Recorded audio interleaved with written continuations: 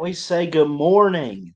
What's going on, everybody? Christian Ballard, Ballard Sports Media.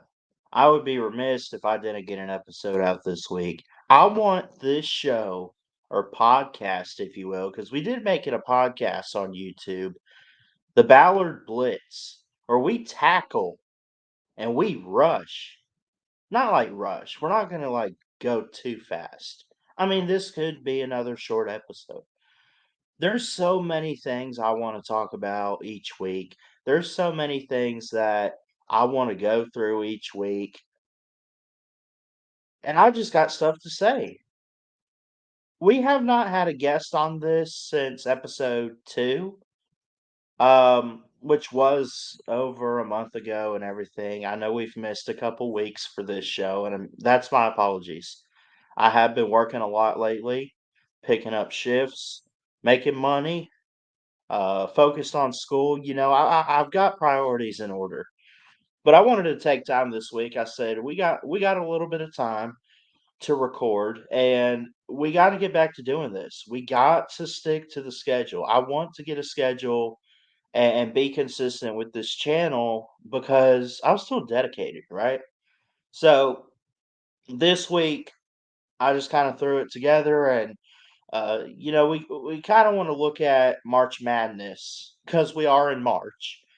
Um, you're listening to this. If you're listening to the premiere, um, yeah, it's a little bit later in the day, March 6th, 2024. At least when you're listening to this, I'm kind of recording this after Touchdown Tuesdays, which we had a pretty good show with Mayhem. It got carried away at times, and I don't really know what the heck to say to him right now. He's a good friend. I love him to death, man. But he gets carried away, and I mean, he brought up, um, what was he talking about? Like something about nude bowling, and I'm just like, what? Like, we're live on both channels, right? So, he just got carried away with that, but it's all good and fun, man. We have a good time, and we always try to put together a good show for you guys. I went to the Slob Olympics this past weekend, as you guys have probably heard already. You've probably seen some pictures because I did put that out. We had a great time, got to meet some great people. Pigskin Pete, BVD Lou, the main host of the events, and Battle Angel, Mrs. Pete. I met Traveling Fools, Mrs. Fools, and just met so many great people. Flaming Sports Media, Nick D TV. I could go down the list. Big Dog Brett. Uh, it was fun. It really was. Now to get into what we want to talk about this week, the early bracket favorites, right? The bracketology for men's basketball. I'm not opposed to talking about women's either. I guess we could look at that too. But really, the main action happens with the men's for the most part. I mean, everyone does more bracket challenges for the men's.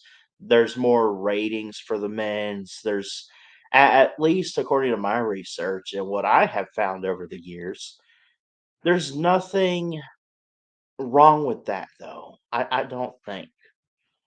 I do want to look at what these guys put out for bracketology.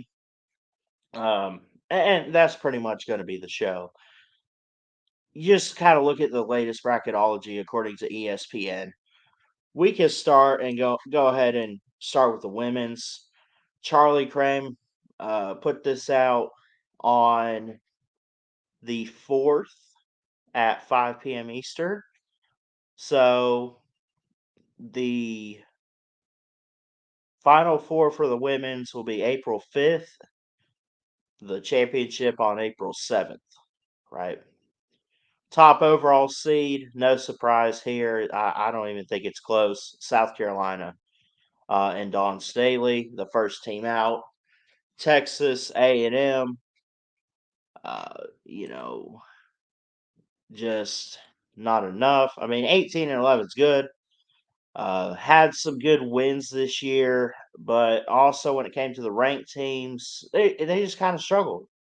You know, they struggled with LSU and Kim Multi. Is it Kim Multi? I think she's at LSU. Yeah, yeah, yeah. Should be. They did beat teams like Tennessee, which is good. But three straight losses recently with Auburn, Tennessee, and Alabama. Then you play Mississippi State on Thursday. I think that, and you have some good players. I mean, you have, especially India Rogers, who leads in points per game and assists per game. Okay. Now, back to what they say about the bracketology. A&M's the first team out. The last team in. So you're going from the top overall seed to South Carolina all the way to Green Bay from Wisconsin, of course, like the Packers or whoever. It's not the Packers, though. The Green Bay is in there, is as the last team in. Part of the last four in. The last four buys: Marquette, Michigan, Auburn, Maryland. Mississippi State, Washington State, Vandy, Green Bay, last four in. First four out: Texas A&M, Columbia, Penn State, and Villanova.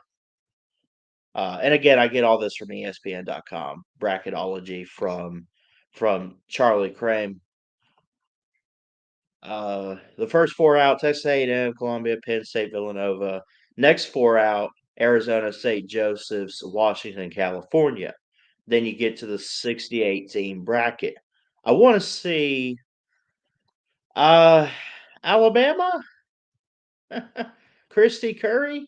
They're in there in the Columbus region, being hosted by Ohio State as the number one seed in the or the Columbus portion of the bracket. It says it's Region 3 Albany. So, and Alabama is projected right now to play Nebraska. You look at your one seeds, by the way: South Carolina, automatic qualifier; Stanford, been pretty good over there. The past few years, didn't they make a final? They made a Final Four a few years ago, and I was watching it, but I think because didn't they beat UConn and knock them out of the Final Four? I think Stanford did. Because we were talking all about Paige Beckers as a freshman and everything like that going on there. UCLA's a one seed, Ohio State's a one seed, Stanford and South Carolina are your one seeds. You have teams in there like Duke, Auburn's in there. Pretty good to see those girls over there and what they've been able to do. They got good players like Honesty Scott Grayson, Jemiah Mingo Young, who leads in assists at 3.8 per game, which is really, really good. And of course, I just mentioned her, Honesty Scott Grayson, the guard, number 23. She has been in the media lately and talking on the sidelines and everything, and she has just been on fire. I mean, she really has. Auburn is 8-8 in conference play, 19-10 overall. And you get back to this bracket here. What do they have? 11 seed playing North Carolina right now. Iowa City, we could talk about Duke, Middle Tennessee, and Iowa, Maine. Austin, Texas, with Michigan State, Marquette, Texas, and Jackson State. It's pretty good. Texas as the 2 seed. You say all that, you get to the conference breakdown: ACC 9, SEC 8, Big Ten 7, Big 12 7, Pac 12 7, Big East 3, and then the Horizon 2. Okay. And again, that still doesn't add up. That's at least the main go to conferences right there. That still doesn't add up to 68 But it's a good projection so far, right? Teams that could still make it in, but need some help. Like, I guess how it worked, like, Texas A&M, Columbia, Penn State, and Villanova. Okay, they're the first 4 teams out of the tournament, right? They just missed it. But who are the last 4 in? Mississippi State, Washington State, Vandy, and Green Bay. 2 SEC teams, Pac-12, and wherever Green Bay plays. Okay. You need some help there. You got to hope that in these conference tournaments, they're going to fall. They're going to falter. I don't hope for it. I just want to see a good tournament. I don't care who makes it in, right? I mean, I'm pulling for Christy Curry and the Tide, but at the same time, there's teams that are knocking on the door in the women's. So I won't get too far into the women's bracketology as much as I will the men's. But you just it's something to look into. I'm not opposed to going live for those games um, when it gets time. But at the same time, like I know that here at Ballard Sports Media, we do pay more attention to men's bracketology and March Madness. That's really, I mean, I'm not trying to say this to be mean, or I hope no one takes it. That's just where more of the action happens. There's a lot of action in women's basketball. Don't get it wrong.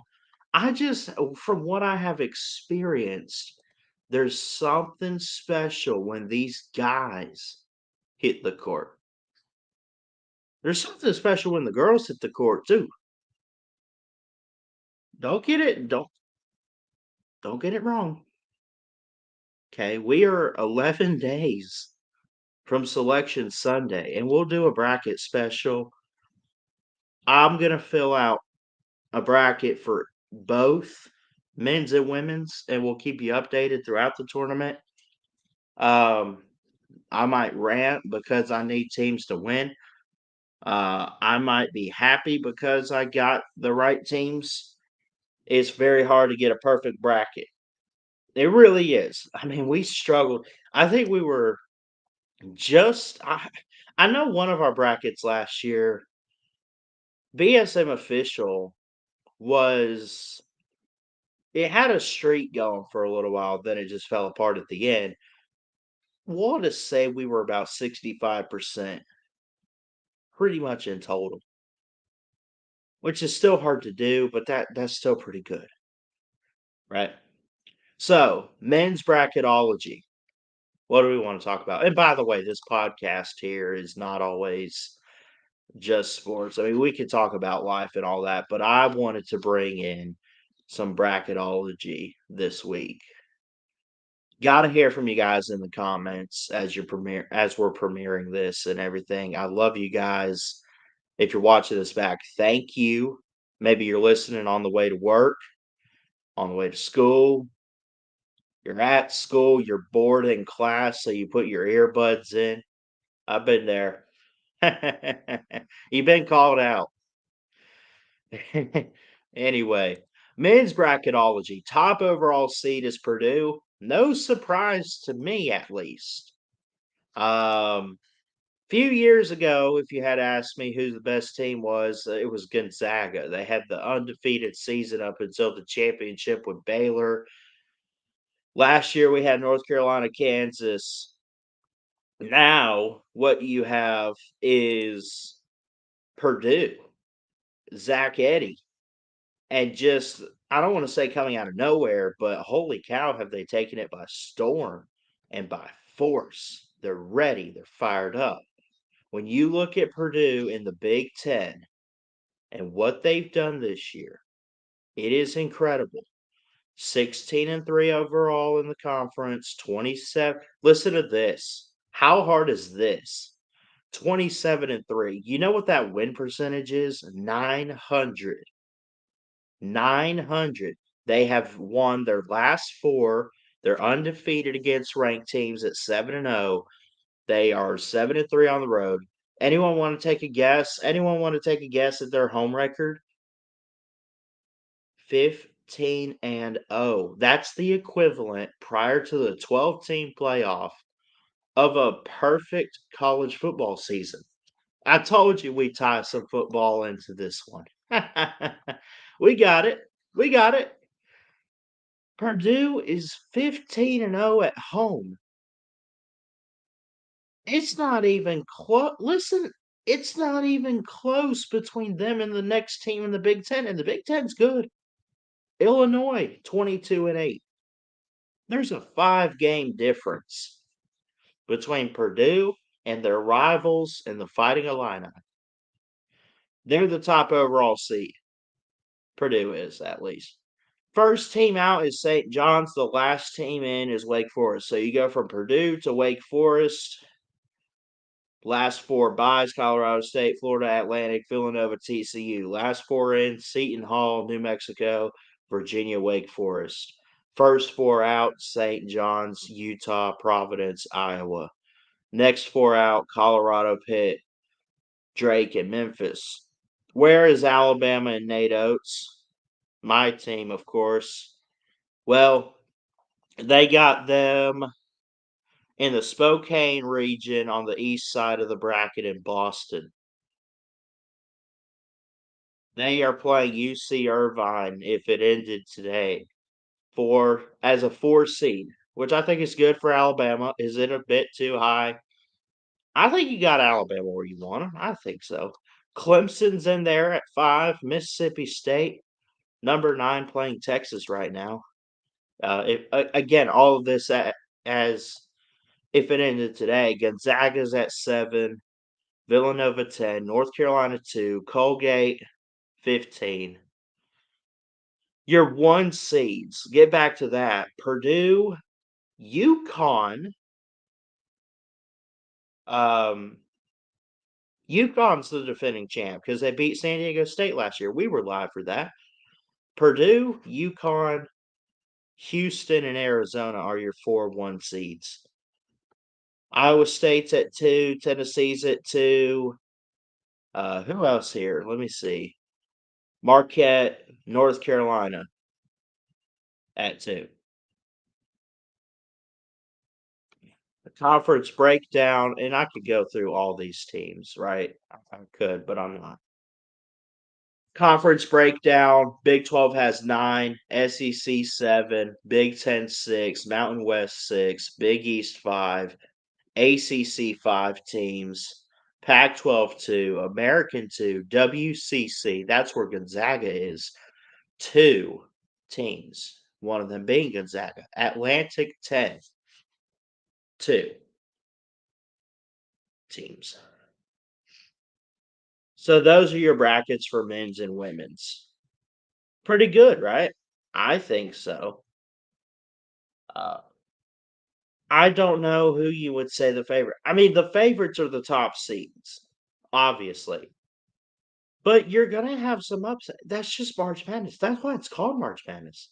Because you're gonna have those upsets. You're gonna have those moments where teams mess up and slip. You remember when Alabama was the top overall seed in 2021? No, 2022. I think. They were the top overall seed. They lost to UCLA. Now, UCLA made the Final Four. They're a good team over there. They're a really good team. And Alabama, best team in all the land. The year after Gonzaga took care of business, up until they played Baylor. Just saying. You could have in the state where I am, at least. How would it match up with Alabama and Auburn? Could they meet a third time? I'm looking at the bracket, gotta match it up here. You could get them, not for the championship, but I think the Final Four. If I'm looking at it, the South and the East, because you got Alabama in the East and you got Auburn in the South.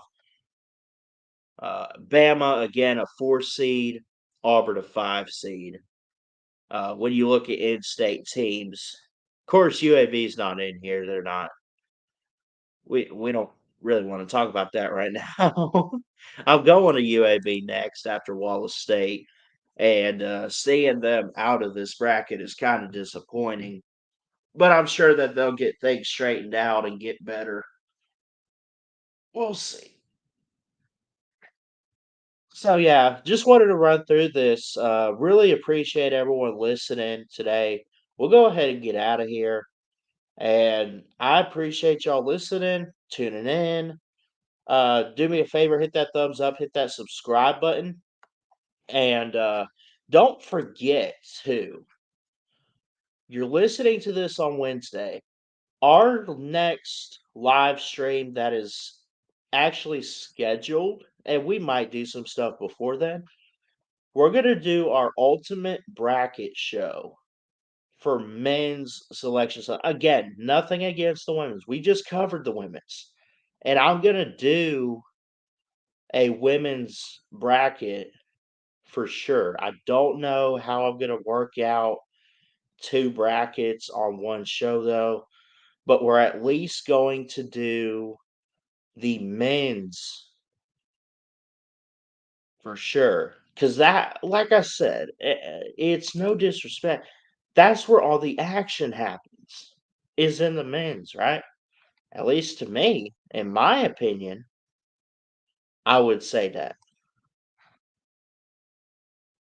So, anyway, that's my 2 cents on these bracketologies so far. We did great.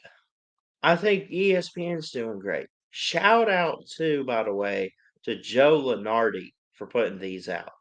So, anyway, I love you guys. God bless you all. Let's get out of here. We'll do some call-in shows soon too. Had a great time at the Slav Olympics. I am recovered. Yesterday, I was saying on Tuesday, I said, uh, you know, hey, I'm I'm still trying to recover. Now I can say I've recovered and we're ready to go. I love you guys. Let's get out of here. Happy Wednesday. God bless. And from an Alabama fan, roll tide. I love y'all. Peace.